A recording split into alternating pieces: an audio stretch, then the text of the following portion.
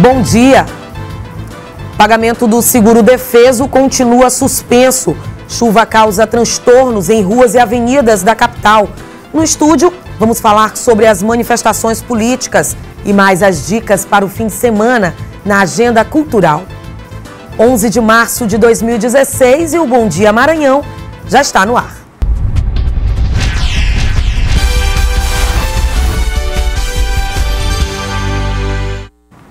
E os conflitos agrários entre quilombolas e fazendeiros continuam no interior do estado. A Pastoral da Terra denunciou a situação de medo em que vivem as famílias de um assentamento na cidade de Palmeirândia. Por território tem sido um problema constante no Quilombo Cruzeiro, que fica no município de Palmeirândia, a 300 quilômetros da capital. Segundo a Pastoral da Terra, cerca de 70 famílias que residem na área estão sendo alvos de sérias ameaças. A comunidade de Cruzeiro, então a queima de casas, a queima de roça e a destruição e as ameaças, então, elas são constantes desde 2008. Um conflito que é uma reincidência de violências, né, que vem todo ano, essa comunidade vem sofrendo. O fazendeiro, a proprietária, a Noelle, é filha do fazendeiro que no Charco, né, o inquérito concluiu como mandante do assassinato de Flaviano Pinto. Em 2010, o líder quilombola Flaviano Pinto Neto foi assassinado em uma emboscada feita por pistoleiros. Segundo investigações, fazendeiros da localidade teriam encomendado o assassinato. A comarca de São João Batista decidiu que os proprietários de terras deveriam ir ao Tribunal do Júri. A OAB Maranhão, através da Comissão de Direitos Humanos e a Comissão Pastoral da Terra, não vão admitir, estamos tomando todas as providências, ainda terá mais providências que nós vamos tomar, para que as instituições se movam, punam essas pessoas que estão agindo dessa forma, né, adequadamente, e a situação de paz e tranquilidade retorne lá no Quilombo Cruzeiro, em Palmeirândia. No dia 16 de fevereiro deste ano, Exídio Lobato Neto, quilombola, foi preso. Ele é suspeito de ter assassinado com um tiro de espingarda um homem que trabalhava para um fazendeiro em Palmeirândia. De acordo com a Delegacia Regional de Pinheiro, a vítima, identificada como Eugênio Papa Chagas, de 60 anos, já vinha ameaçando os quilombolas. O crime seria motivado por conflito agrário. No nosso entendimento, foi um caso em que fica clara a legítima defesa. E olha só, choveu muito durante toda a madrugada na região metropolitana de São Luís. Vários pontos da capital ficaram completamente alagados. Essas imagens aí são na MA 201, que dá acesso a São José de Ribamar. Lá o rio Paciência transbordou novamente e causou um extenso alagamento que dificultou a passagem de veículos na via. E a gente segue agora falando de tempo. Você vai conferir como é que fica a previsão do tempo na capital e também no interior do estado. Chove várias vezes no decorrer do dia no centro-sul do Maranhão. As demais áreas ficam com chuva rápida e passageira. Em Colinas, as temperaturas devem variar entre 23 e 29 graus. Em Pinheiro, 24 a mínima e 34 a máxima. Em São Luís, a previsão é de oscilação entre 23 e 34 graus.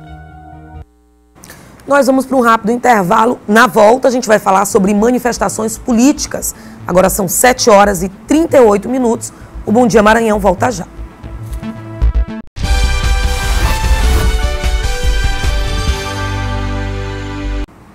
E o pagamento do seguro-defeso continua suspenso. Cada pescador beneficiado com o seguro-defeso deveria receber um salário mínimo mensal por até 5 meses como forma de compensação pelo período de proibição da pesca artesanal. O seguro-defesa é um benefício concedido a pescadores artesanais no período em que é proibida a captura do pescado.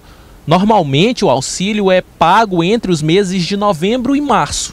Mas esse ano, o benefício não foi disponibilizado porque a pesca permaneceu liberada. A restrição do IBAMA vale somente para pescadores irregulares na função, ou seja, que não possuem documento autorizando a atividade pela Secretaria de Aquicultura e Pesca. Olha, o pescador que não está legalizado, ele está proibido de pescar. O IBAMA constantemente está apreendendo rede. Aqui nós temos casos aqui no Rio dos Cachorros. Em várias áreas aqui do estado está sendo feito a apreensão de rede. A alegação é que estão pescando porque não tem a carteira do SEAP. No caso de catadores de caranguejo, estes não recebem o benefício, mas precisam respeitar o período de reprodução da espécie. Na última quarta-feira, o IBAMA apreendeu grande quantidade de caranguejos que foram capturados na capital em 2 pontos, na barragem do Bacanga e na rampa Campos Melo. O que se tem nesse caso é uma proibição, uma proibição do órgão competente, que é o IBAMA, que determina que a proibição de fazer, de se retirar esse caranguejo durante determinado período.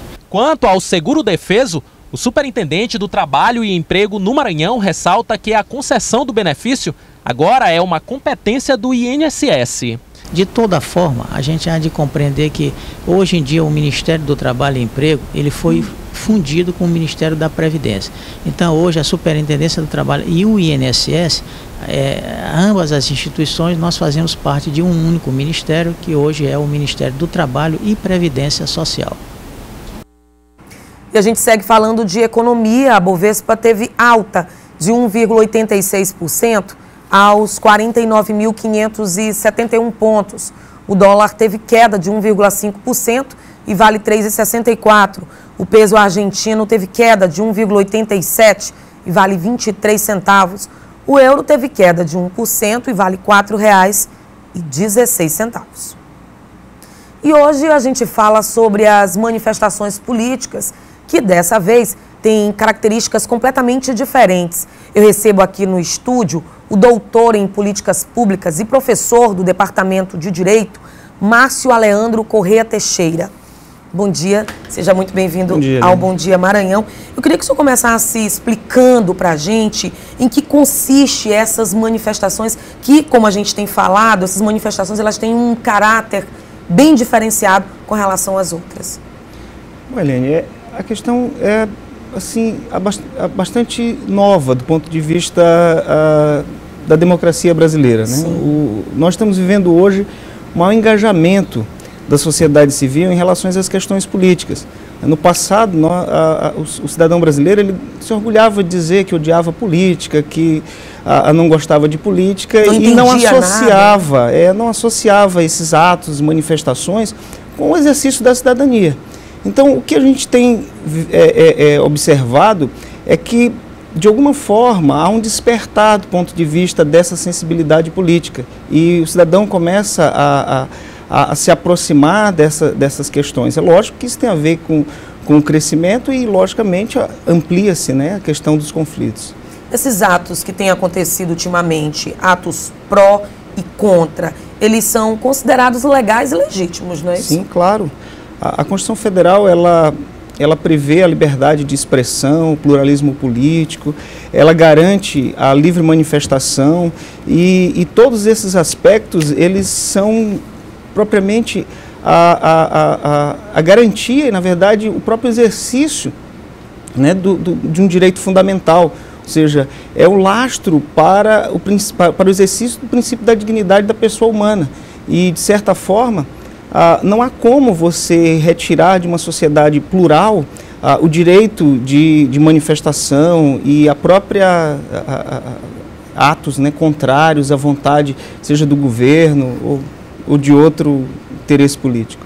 No dia 13 está prevista aí uma manifestação em apoio aí ao impeachment, inclusive proposto pelo presidente da Câmara Federal, Eduardo Cunha. E no mesmo dia também está sendo informado que também vai haver uma outra manifestação em apoio ao governo. Eu queria que o senhor explicasse para a gente quais são esses impedimentos e também quais os riscos desses dois eventos aí no mesmo dia.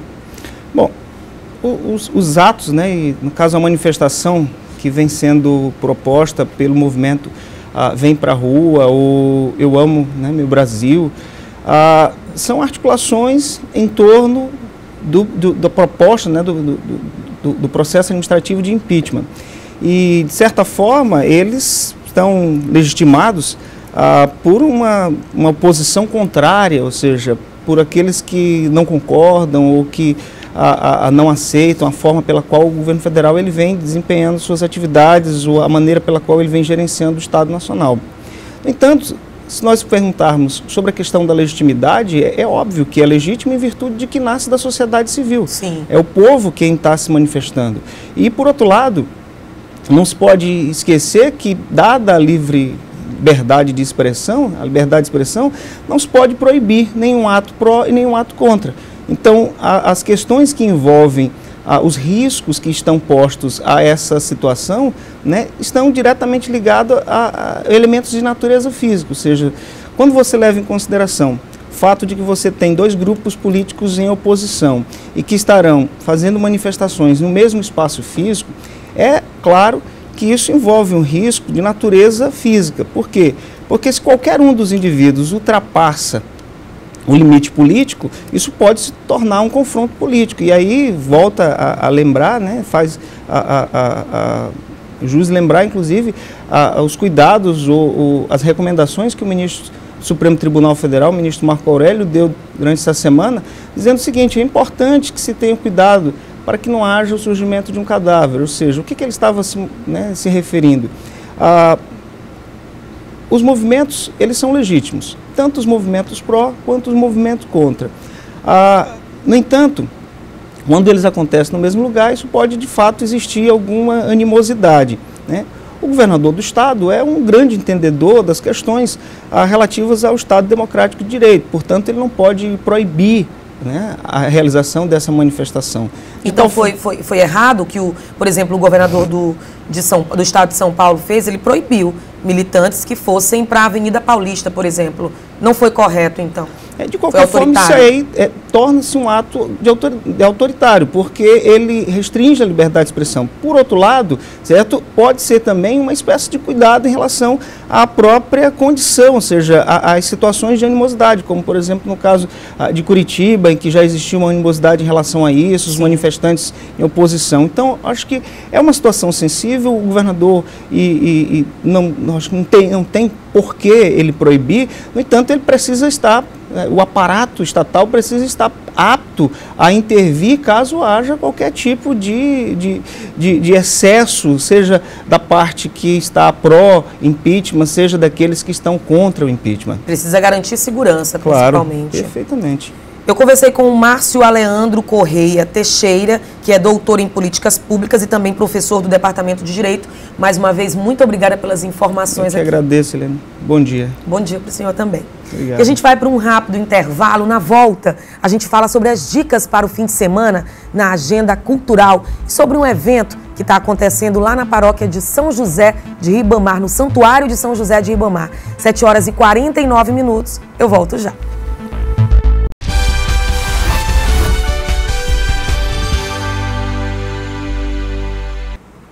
Centenas de comprimidos de rebite sem identificação foram apreendidos pela polícia de Caxias.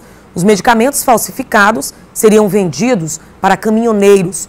8 pessoas foram presas. A investigação já vinha acontecendo há 3 meses. A operação foi iniciada na manhã desta quarta-feira no povoado Brejinho, resultando na apreensão de comprimidos conhecidos como rebites, anfetaminas. Eram cerca de 1.520 comprimidos em cartelas sem identificação alguma. Somente com o nome Nobésio Forte, 2 revólveres calibre 38 e a quantia de R$ 25.981, sendo 2.000 em cheque. Tudo resultante da venda dos rebites, além de caixas de citrato de sildenafil. Conseguimos confirmar que lá havia uma comercialização de medicamentos falsificados. Tinham como público-alvo carreteiros, né, e condutor de veículos de grande porte. Devido ao grande número de acidentes registrados na BR-316 e a movimentação de caminhoneiros nos postos, levou a polícia a iniciar as investigações e desencadear a operação em cumprimento ao mandado de prisão domiciliar expedido pelo juiz da 3ª Vara da Comarca de Caxias, que resultou na prisão de 8 pessoas que trabalhavam nos postos de combustíveis. É um trabalho que vem já de alguns meses, foi feito um monitoramento para o melhor momento da operação. E hoje nós reunimos as delegacias do 1º DP, do 2º DP, do 3º, Delegacia de Homicídios, regional, todo efetivo policial civil foi empregado, foram cumpridas as buscas e está aí as apreensões. Um outro responsável pela distribuição e também funcionário dos postos conseguiu fugir. E olha só, vai até o dia 19 de março o novenário de São José de Ribamar. Vamos ao vivo saber mais informações com o repórter Clécio Bertozzi, que está com o padre Gutenberg Feitosa, lá da paróquia, lá do Santuário de São José de Ribamar. Como é que vai ser essa programação, hein, Clécio? Bom dia.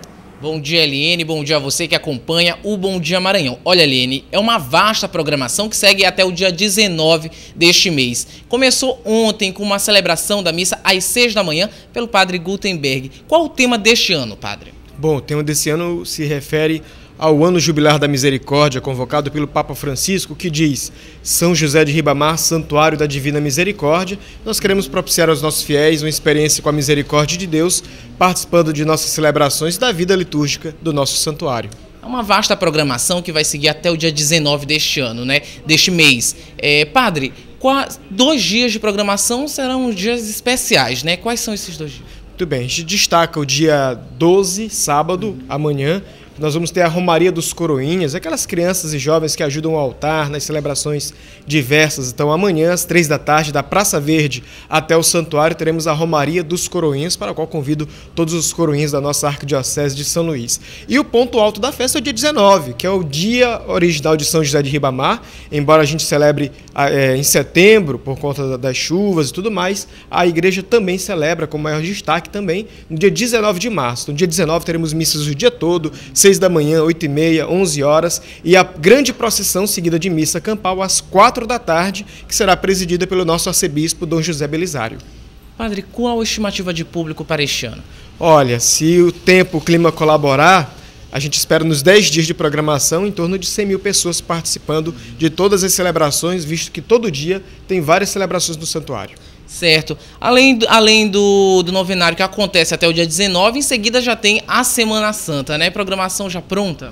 Pronta. A Semana Santa vem bem cedo esse ano, então nós temos Domingo de Ramos dia 20 logo, com procissão às 3 da tarde do santuário, procissão de Ramos, e o Tríduo Pascal no santuário, com missas no santuário, quinta à tarde, sexta, celebração a partir do meio-dia, com a meditação da vida, paixão e morte de Jesus, e no sábado a grande celebração da Vigília Pascal, isso no dia 26 de março. E a gente destaca também que o santuário todo ano realiza, na Semana Santa, o acampamento da juventude, propiciando aos jovens da nossa paróquia, do nosso entorno, uma experiência de Deus, meditando a vida de Jesus. Padre Gutenberg, então reforce o convite para quem está em casa assistindo o Bom Dia Maranhão. Olha, eu reforço o convite. Começou ontem até o dia 19, festejo do padroeiro do Maranhão, São José de Ribamar, lá no nosso santuário da cidade de Balneário, e que nós, toda a equipe, os padres, os leigos, os paroquianos, todos nós, aguardamos você com muita alegria no coração, com muita fé. E em setembro, data pronta, 9 a 18 de setembro, festejo de setembro. Ok, Eliene. Obrigada pelas informações, Clécio. Bom dia para você e ao padre Gutenberg. E a gente segue com o Bom Dia Maranhão. Hoje é sexta-feira, dia de conferir as dicas da agenda cultural. Olá, olha eu aqui de volta com as melhores dicas de lazer para animar o seu final de semana. Caneta e papel na mão.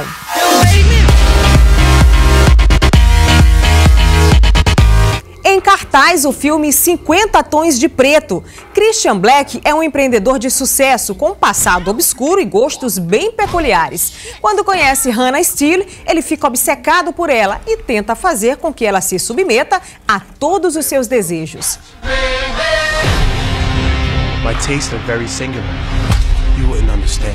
Promete ficar ainda mais animada a vida noturna da ilha com a chegada de uma nova casa, 098 Lounge Club, que abre as portas hoje na Lagoa. Como atração principal, o projeto Eletrosax, de Jorge Israel, ex-que de abelha. Além dos DJs Macau, Alex Palhano e Matheus Santiago, a partir das 10 da noite.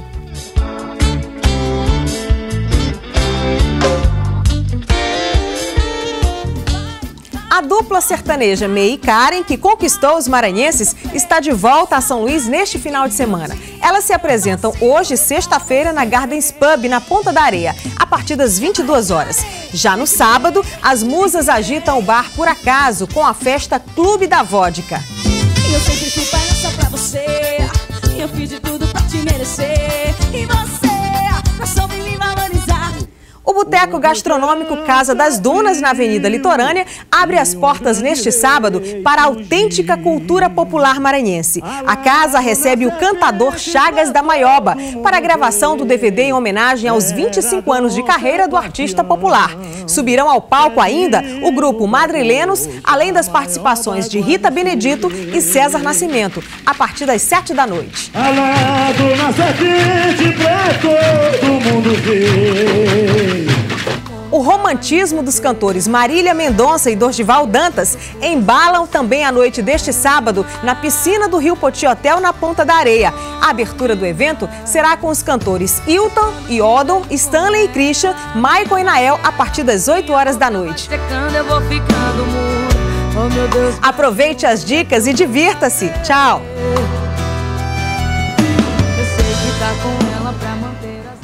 E o Bom Dia Maranhão termina agora. Outras notícias no portal idifusora.com. Uma ótima sexta e até segunda.